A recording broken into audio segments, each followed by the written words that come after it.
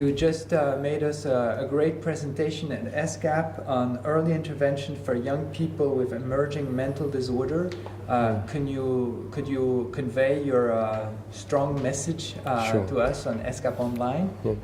I think the main message is that we want to take advantage of this enormous opportunity. There's a massive need to help young people make the transition to adulthood from childhood, and the biggest threat to that, by far the biggest threat, is the onset of poor mental health during this period, and then all the consequences of that, maybe substance abuse, self-harm, educational failure, vocational failure, and it has huge human and economic consequences, and it's responsible, it's an opportunity for the whole society, not just child and adolescent psychiatry, to face this problem and come up with some solutions.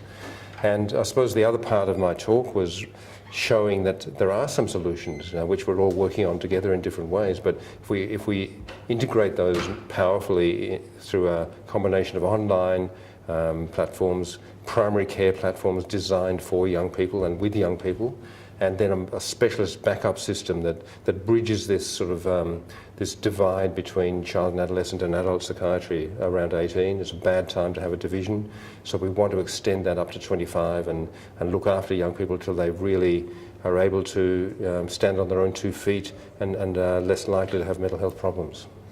You showed us that this is an age where there's a surge, a peak of mental disorder. Is there any reason in your perspective why is it just happening there?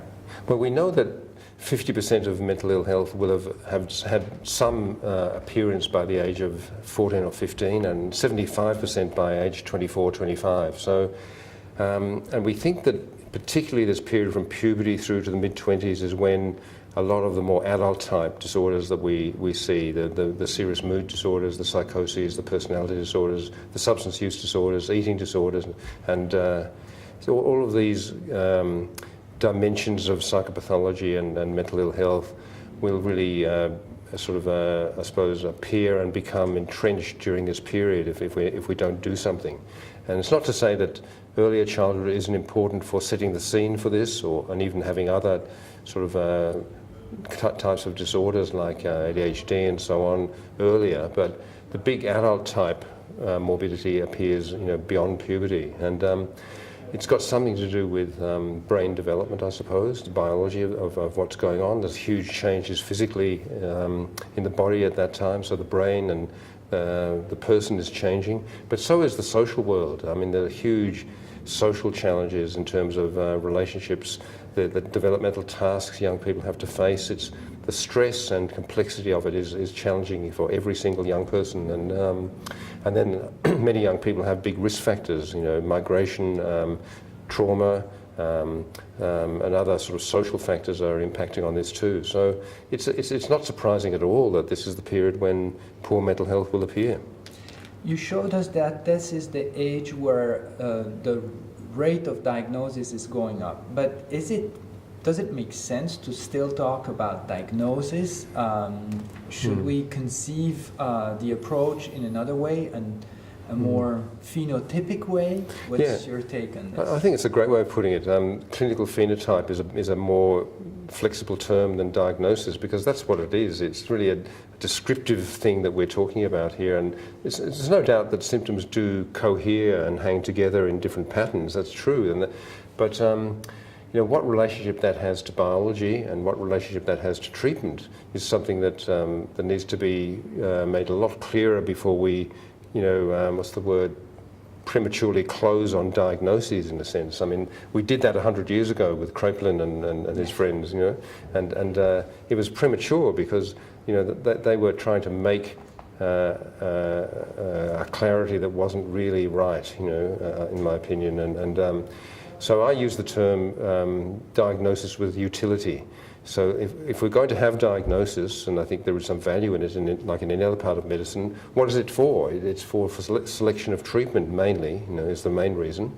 And the DSM and the ICD diagnoses are not very good for that, because if you look at the way people use therapies, it doesn't have much of a link with the actual diagnoses. So the psychotherapies cross diagnostic boundaries. They're useful for many different current diagnoses in different ways. And the biological therapies, with the possible exception of lithium, or even there it hasn't been properly researched, I don't think, but all of the biological therapies cross the DSM and ICD boundaries if you look at the way psychiatrists practice.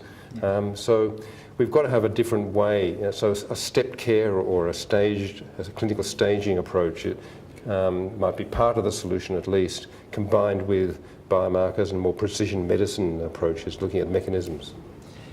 You said during your presentation that we need to close the gap between child and adolescent mental health system and adult mental health system. Okay, how do I do that? I'm the head of a clinic of child and adolescent psychiatry. What advice would you give me? How can I go to adult psychiatry? What are my points I can make? I suppose the best one is common interest. Adult psychiatry might feel it's strong enough, but in my view, adult psychiatry is weak in the health system. Certainly in Australia and English-speaking countries, it's politically weak. It doesn't provide coverage to all the people that need it, and it doesn't have the same quality of care that you see in cancer and heart disease. So adult psychiatry is kidding itself if it thinks that the solution is just there already. And child and adolescent psychiatry has been, I think, a little bit lacking in confidence to really realise its potential. So I would say, an alliance between the two would be more potent, but that means creating cultures of care that are shared spaces probably, and maybe this emerging adult phase, late adolescence, early adulthood is a common space that both child and adolescent psychiatry trained and adult trained could cooperate. And it would need, I think, the sort of psychiatrists that really love the young people, that love the adolescents and the young adults. And there are some child psychiatrists that probably prefer younger children, and there are some adult psychiatrists that don't like young people much, and they want to work with the older, more established illnesses. So that's fine. But let's find the people who are the early adopters and can work together to create the right culture of care cooperatively.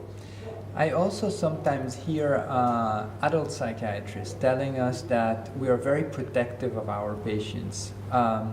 Is it not also an effect that we try to keep them to the very last moment because we're scared that they wouldn't have the same type of care, the same type of attention, and that the whole specialty that we take care of the child, but also the family, would be lost in the transition, in the translation? Well, I don't think that's just a fear. I think that's a reality. And if you look at the transition study, the milestone study and the track study from the UK, and there's really hard evidence that patients do not have a good experience of transition from child and adolescent services to adult, and there's a whole lot of people that never got into child and adolescent service that need, care in the adult stage, and so I think it's a truism actually that they don't get the broader collective family and social look at the patient in adult psychiatry. It's very individually focused.